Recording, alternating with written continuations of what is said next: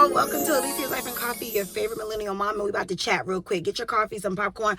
I'm about to give y'all some stuff, right? Okay, so my friend asked me, and I just wanted to share this with y'all.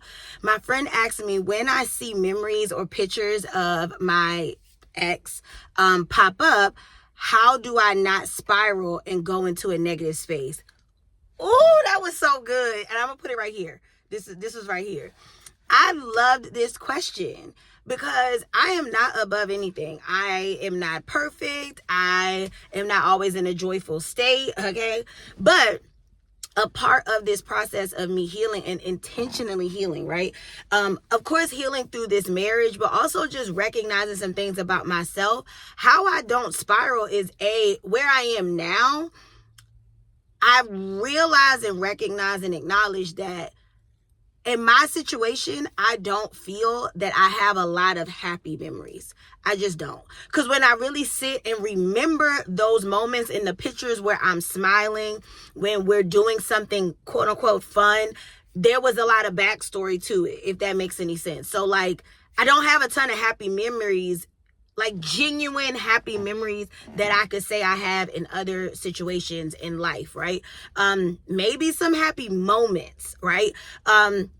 So how I don't spiral is where I am now. When I look back at pictures or whatever memories pop up, because you know the internet gonna remind you of your life, and so will Apple. It puts me in a space of like, when I look at my face and knowing where I was in that moment, like it makes me be like, I will never allow somebody to treat me like that again. And I will never allow myself to get in that space, to be fake like that, to accept that, to be so focused on trying to force something or create this family that just wasn't going to happen. Like we were just not aligned. Like we just weren't. As much as I thought we were, or I wanted us to be, once I got out of the space of like, we just want different things, and we were saying the same things, but how we wanted to execute and things like that just didn't align. So I think when I see it now, it's almost just like oh, that happened. And oh, I remember what it took to get to the picture and what the picture really was. Like, that's where I am. So I feel like it's really no room to spiral. It's more, I finally got past the point of beating myself like, why would I even why would I let somebody disrupt my peace? Why would I, like, now it's just like, okay, I did. And it's more about, why did I? Not why would I? And those are some of the things that obviously helped me with therapy, which we talked about in Becoming Her. So I didn't realize like I was the type of person until therapy that I kind of knew I was a people pleaser, and I didn't set boundaries.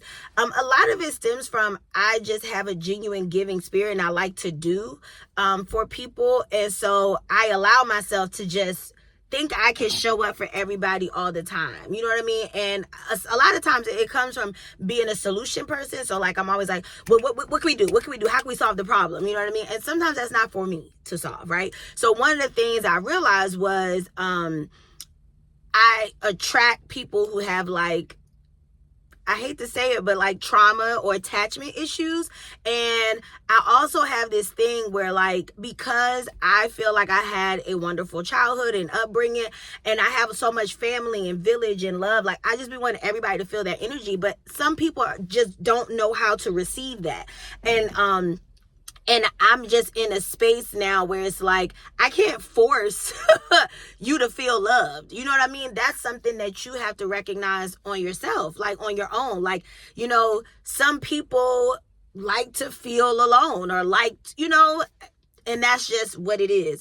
And I think when you're in your healing process, once you recognize things. So what I was saying was, how I don't spiral is, I feel at peace about it. I feel at peace with the decision. I will say this.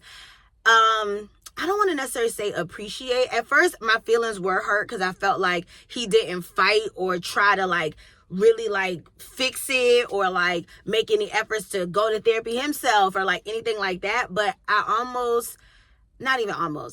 am grateful that he didn't. I'm grateful that maybe it was that he knew he was never going to be enough, that he was never, and I was never going to be enough of whatever it was that he had in his mind as a wife. But when I recognized, like, this person was not a husband to me, like, I don't even know if he ever really truly was.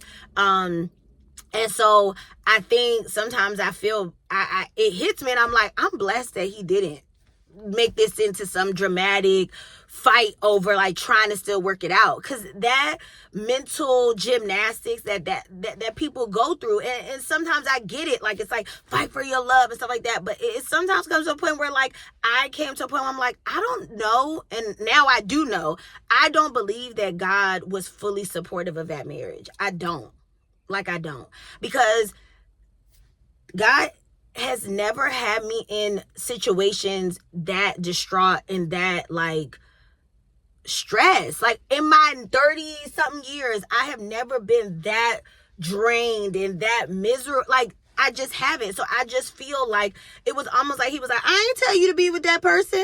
I ain't tell you to do this. You ain't listening. And so I think that's what it was. It was. And I definitely think leading up to the decision to separate and divorce, I was praying a lot, because I just kept envisioning, like, certain parts of my life, like celebratory things that just passed and things like that. And just, like, I could not envision that person involved in it, because I don't believe they could have handled the love and the energy that happens in my family. And moving forward, I just can never be with somebody or be a part of anything that does not support family and my children, because I don't care how old they get. Family is family. These are my children. Like, that's just what it is. So make a long story short, when I see pictures or memories pop up, no, I don't have a ton of fond memories when I really dissect them, if that makes any sense, but it doesn't make me spiral. I don't feel negative. I just relive some of the scenarios, and those are things that I'm working through, and my therapist said it's normal. It's normal to have flashbacks or memories of things. Like, the memories aren't going to go away, right? Although this is like a grieving process, almost like a death, but you don't forget. It's just like when somebody dies, you don't forget, your experiences with them. So like I said, there may have been some happy or fond moments, but not extent of, like, celebrations or, like, memories. No. So I don't spiral. I don't really get negative. I just find it healing for me to talk through when I do see pictures or memories, to, like, talk through it, like, what happened that day, like, what the hell, you know what I mean? So that's how I have worked through it, and I'm proud that I'm going through a healing journey. And even though sometimes I be like, I can't believe I've shared so much, and y'all don't even know everything, right? But I've shared so much with y'all. I mean, I hope a lot of times I be like, I hope it sparks something in somebody, not about getting a divorce or anything like that, but just, like, working on yourself. Like I said, although, yes, my marriage triggered things I needed to work on with myself, but, like, it's just like, now I have the tools. Now I recognize, like, not only do I not want these things to occur again in a romantic relationship, I don't want it in a friendship either. Like, okay, the boundaries have to be set. I have to speak up. Like, it's funny to be, like, such a public or whatever, like, a person that's not, like, I can speak in public and things like that, but I don't like confrontation per se, but I do like to communicate. So that's definitely what I learned. So anyways, that's how I don't spiral and get negative when I see memories and pictures of my ex. And I still wish him the best, send him lots of love and good energy, and healing for him too, because everybody need healing, right? Everybody need healing, and everybody need God. That's how I feel. But thank you for watching. Thank you for supporting as usual. And I'm sure there'll be another video.